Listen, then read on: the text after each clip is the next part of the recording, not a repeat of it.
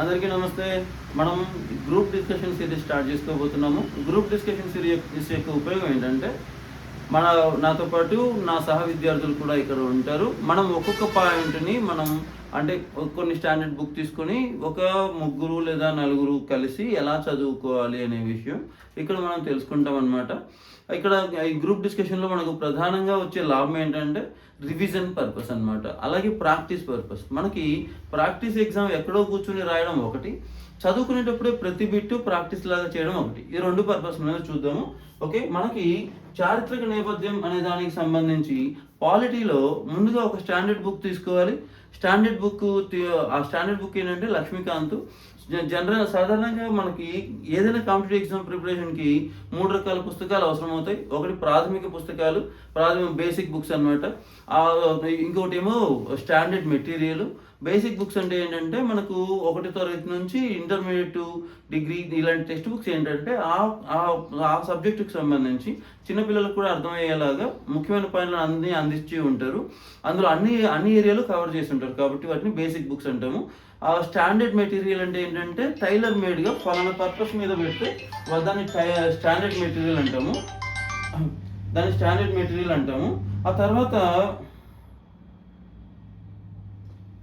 ఆ తర్వాతది రిఫరెన్స్ పుస్తకాలు అనమాట. రిఫరెన్స్ పుస్తకాలు ఏంటంటే అవి రాసిన పర్పస్ వేరే ఉంటుంది. ఉదాహరణకి రాజ్యాంగం అనేది ఒక రిఫరెన్స్ పర్పస్ అనమాట. సో అలాంటి రిఫరెన్స్ పుస్తకాలు ఈ 3 రకాలుగా ఉంటుంది. దీంతో పాటు ప్రీవియస్ పేపర్లు పట్టుకుంటాం. ప్రీవియస్ పేపర్లు చూసుకుంటూ ఏదైనా స్టాండర్డ్ మెటీరియల్లో నుంచి questions and ఆన్సర్స్ని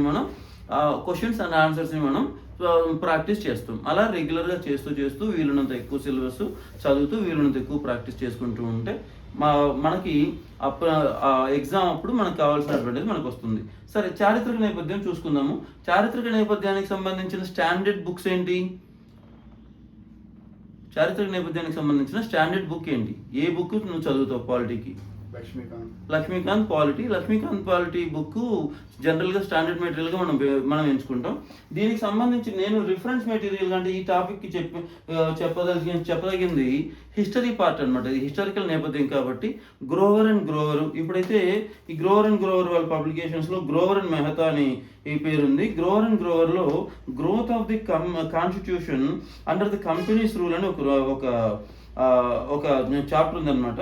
growth of the constitution under the companies rule and growth of the representative government in India and the road to responsible government part 1, the road to responsible government part 2. ఇది ఉందన్నమాట. 364 పేజీల నుంచి 412. ఈ book కొంచెం పాతది. So అలా ఉందన్నమాట. మనమైతే చారిత్రక నేపథ్యం దగ్గర నుంచి మొదలు పెడతాము.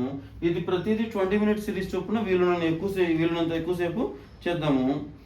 ప్రతిదీ 20 మినిట్స్ సిరీస్ చొప్పున వీళ్ళని ఎక్కువసేపు చేద్దాం. సరే, కమింగ్ టు ది క్వశ్చన్, చారిత్రక నేపథ్యం. బ్రిటిష్ వాళ్ళు భారతదేశానికి ఏ సంవత్సరంలో అడుగుపెట్టారు? 1600. బ్రిటిష్ వాళ్ళు భారతదేశానికి ఒక కంపెనీ ద్వారా వచ్చారు. ఆ కంపెనీ పేరేంటి? East India company.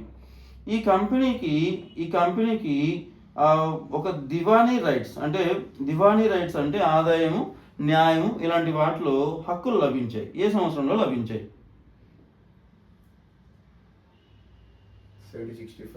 1765. సో ఈ 1765లో లభించిన ఈ హక్కుల వల్ల వీరికి అధికారం మొదలైంది.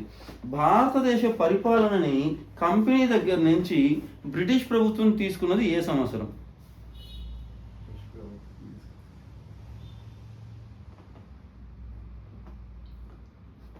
1773 యాక్ట్స్ ప్రకారం. కాదు, నువ్వు ఎక్కడ కన్ఫ్యూజ్ అయ్యావో ఇక్కడ చూద్దాము.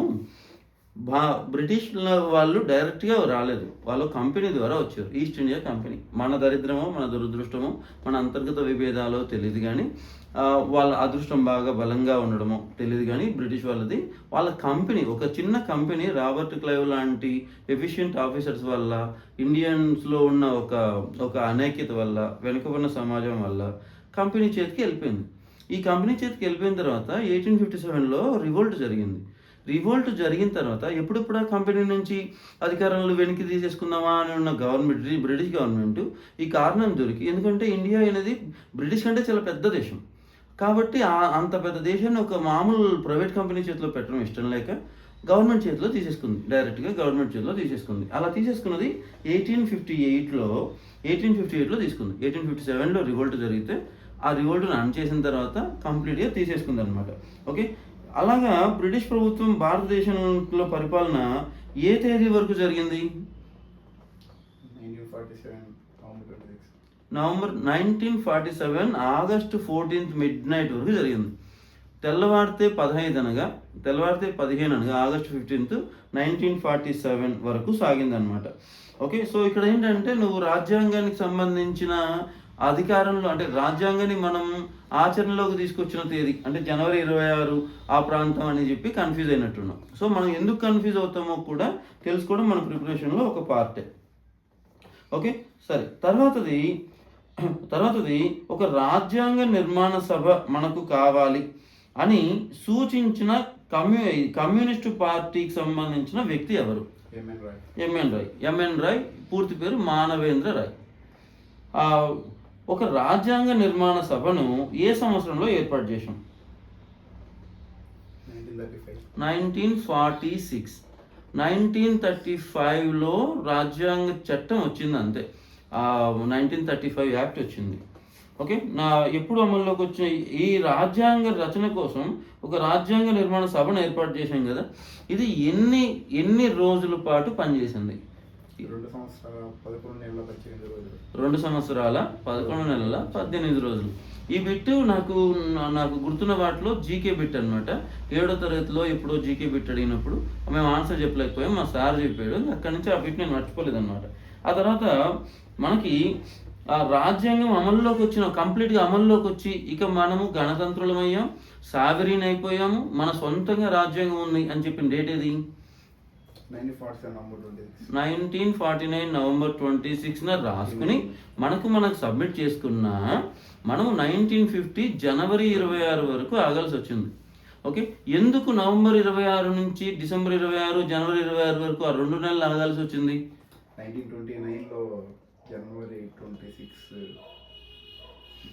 1929లో జవహర్లాల్ నెహ్రూ సంపూర్ణ స్వరాజ్య అని ఒక తీర్మానం చేసి ఇక మనము 1930 జనవరి 26 నుంచి మానసికంగా మనం బ్రిటిష్ వాళ్ళ దగ్గర నుంచి మనం బయటకు వచ్చేసాము అని, ఇది మనకు స్వాతంత్ర దినము అని చెప్పి అలా జరుపుతున్నాము అని చెప్పేసి ఆ డేట్కి ప్రాచుర్యం ఇచ్చి ఇండియన్ నేషనల్ కాంగ్రెస్ ఆ డేట్ని చాలా సంవత్సరాల పాటు సెలబ్రేట్ చేసుకుంది.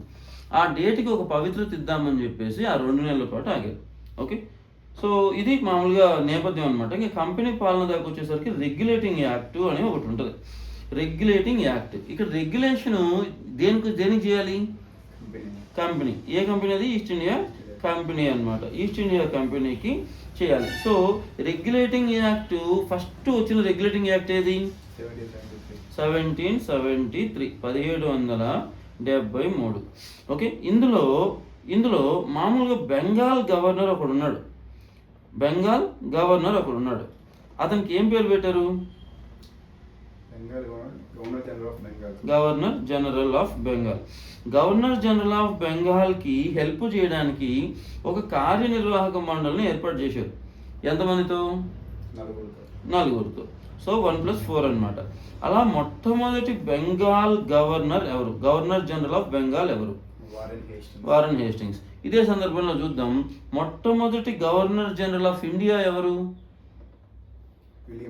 William Bentinck. Okay, so governor general of Bengal, governor general of India. Okay, మొట్టమొదటి ఇండియన్ గవర్నర్ జనరల్ ఎవరు? రాజగోపాలాచారి. సో ఒక్క బిట్టు దగ్గర మిగతావన్నీ మనకు వచ్చేసేయాలన్నమాట. So Lord Warren Hastings. దీని యొక్క గొప్పతనం ఏంటంటే ఎన్నో సంవత్సరాల తర్వాత, కొన్ని వందల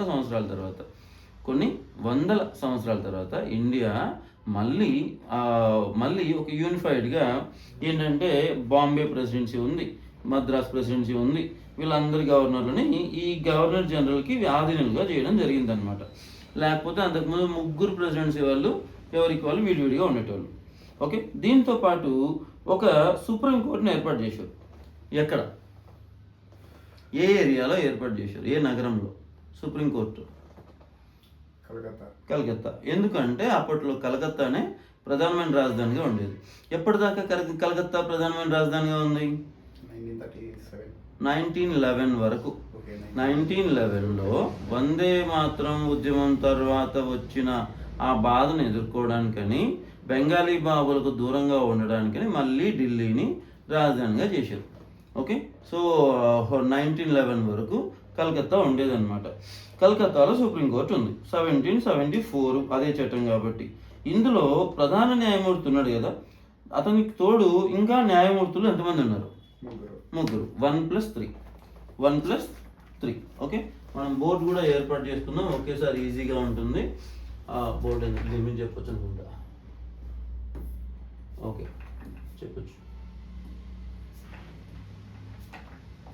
1+3.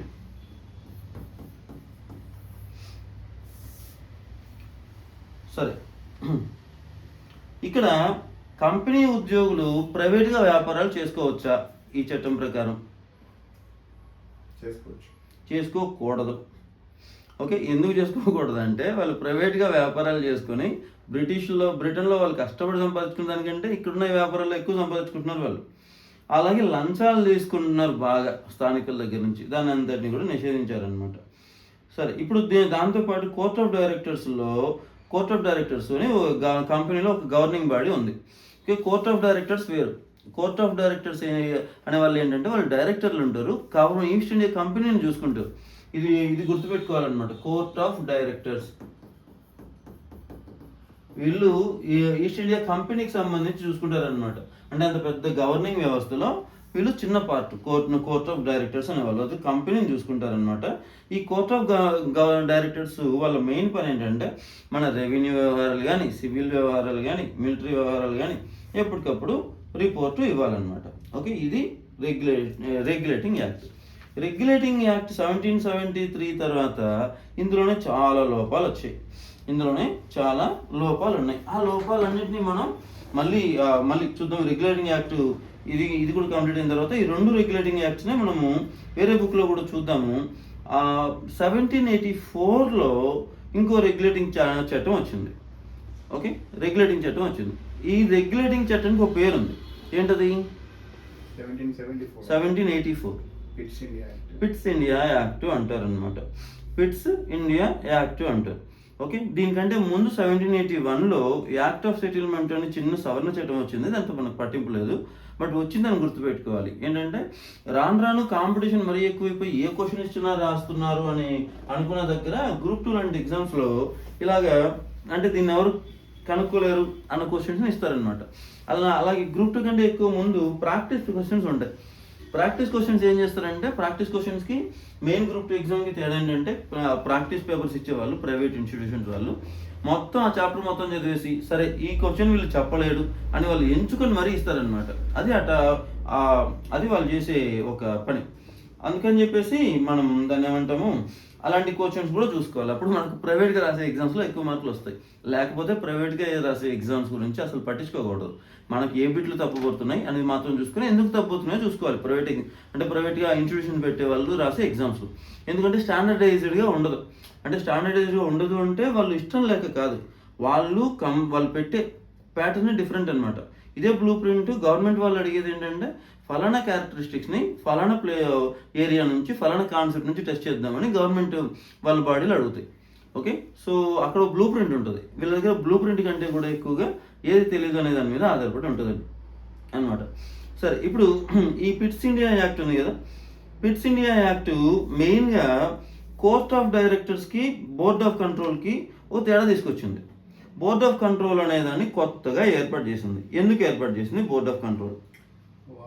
వాళ్ళు రాజకీయ సంబంధించిన, ఎందుకంటే అది ఈస్ట్ ఇండియా కంపెనీ, అది వ్యాపారం చేసుకునే కంపెనీ, దానికి ఎందుకు రాజకీయం, అందులోనే కంప్లీట్గా రాజకీయం చూసుకోవడానికి బోర్డ్ ఆఫ్ కంట్రోల్ని ఏర్పాటు చేసింది అనమాట. ఈ బోర్డ్ ఆఫ్ కంట్రోల్కి ఏ అధికారాలు ఇచ్చారు? Civil, military, revenue. Okay. So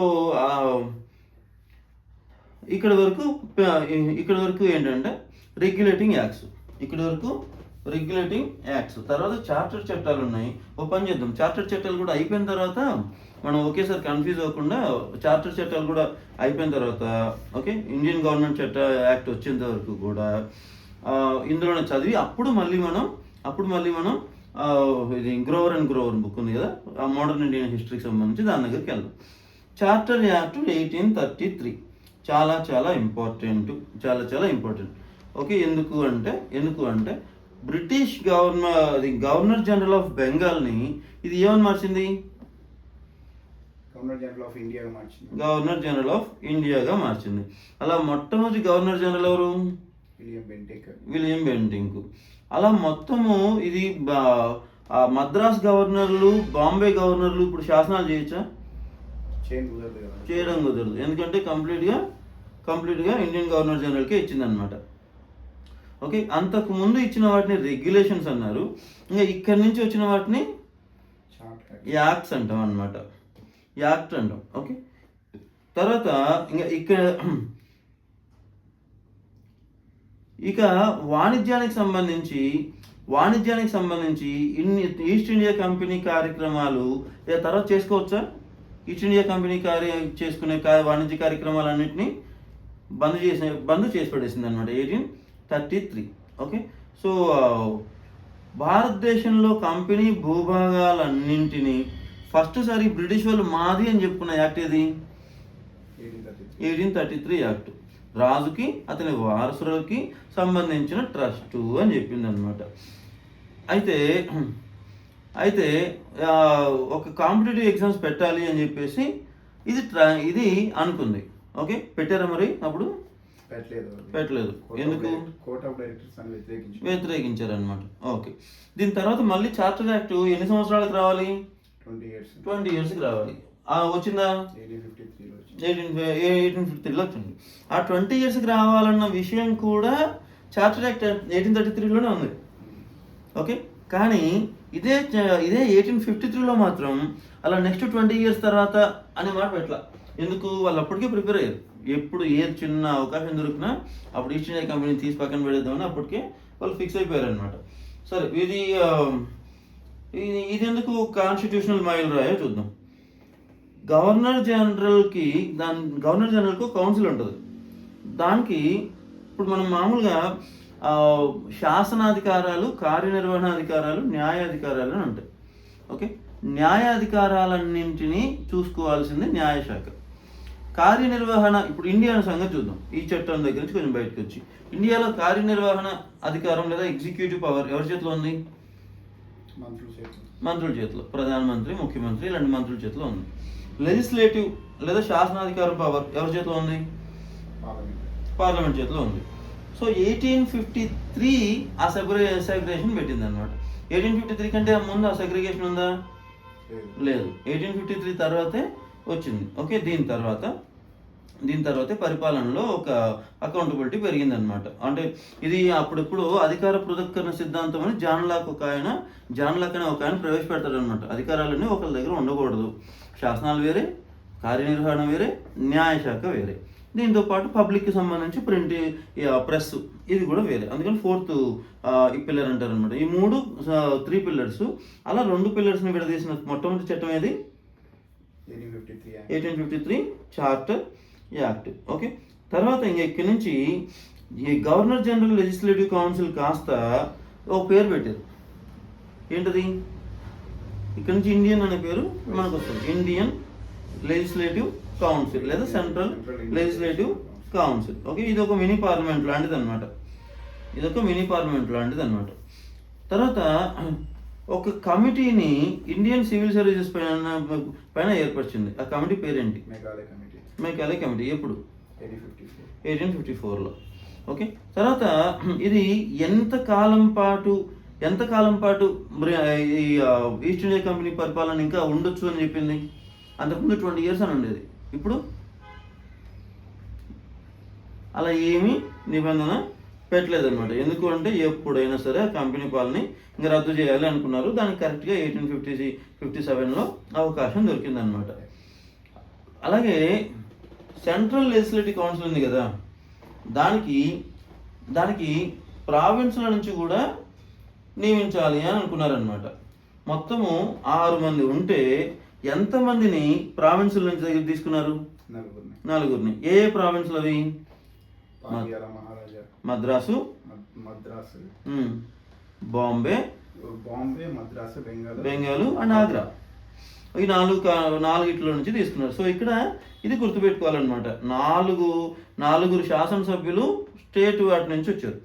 okay, ఆ ఇద్దరు అక్కడ సెంట్రల్ వాళ్ళు ఉన్నారు. ఇది సెంట్రల్ లెజిస్లేటివ్ కౌన్సిల్, ఒక రకంగా ఇండియన్ పార్లమెంట్కి బీజం వేసిన చట్టం ఏది? 1853 చార్టర్ యాక్ట్. ఎందుకంటే that is mini parliament. Central legislative council అనేది మినీ పార్లమెంట్, అక్కడి నుంచే మొదలైంది అనమాట. ఇంకా తర్వాత 1858 నుంచి 1947 వరకు చక్రవర్తి పాలన అంటారు. ఈ కొంచెం చట్టాలని మనము హిస్టారికల్ పర్స్పెక్టివ్లో కూడా చూద్దాము. ఇది నీకు తెలిసే అవకాశం తక్కువ, బట్ ట్రై చేద్దాం. రిఫరెన్స్ పుస్తకాలు ఎందుకు చదవాలి అంటే ఇది ఆల్రెడీ మనం చదివినాం కాబట్టి మనకు ప్రాక్టీస్ కావాలి. 364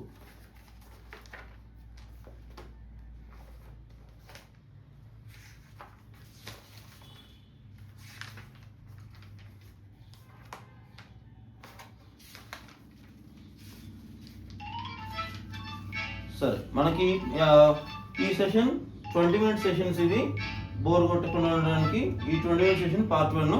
మనం మళ్ళీ పార్ట్ 2లో మళ్ళీ కలుద్దాం. Thank you.